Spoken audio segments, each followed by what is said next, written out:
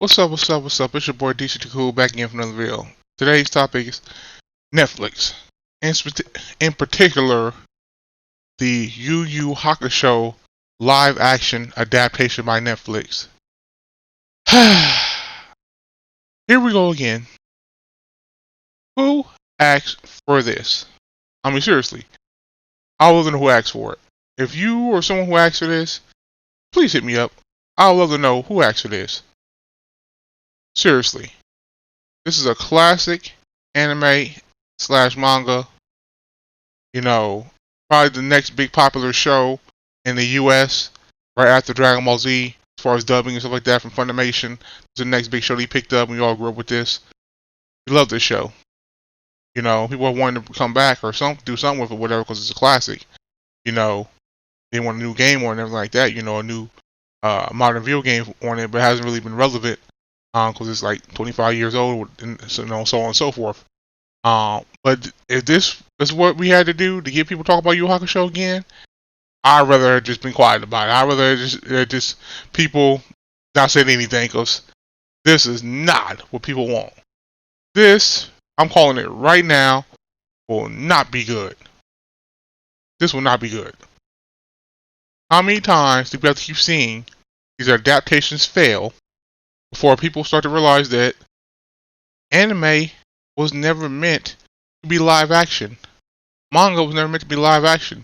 The characters in anime and manga are drawn exaggerated, more quote-unquote cartoony. You know, they don't have a realistic look to them. You know, unless you have more grounded manga or anime or something.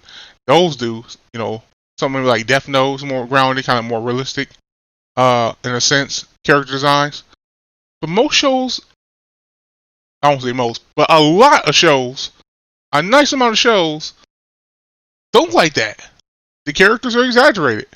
You know, the facial expressions, the eyes. You know what I'm saying? Yusuke has big, huge, round, brown eyes.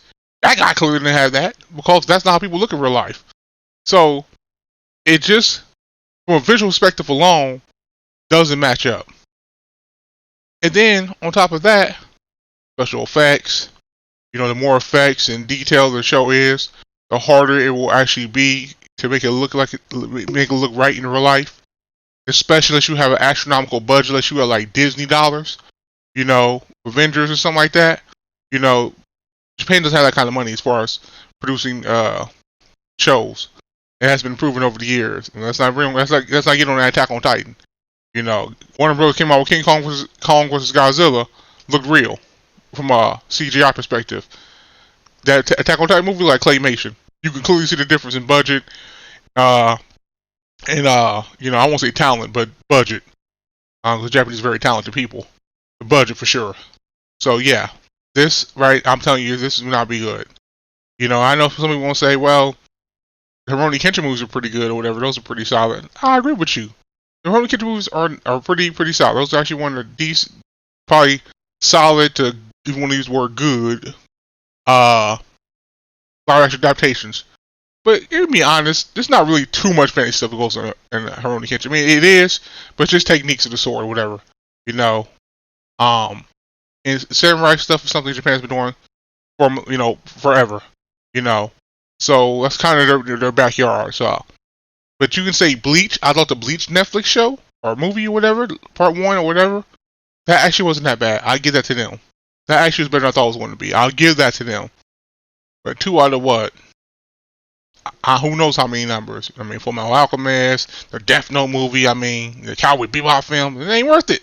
You know. So yeah, I think it's gonna be garbage. Tell me what you guys think below. That's my little rant. Till next video, like, share, subscribe. Peace out, y'all. Thanks for watching.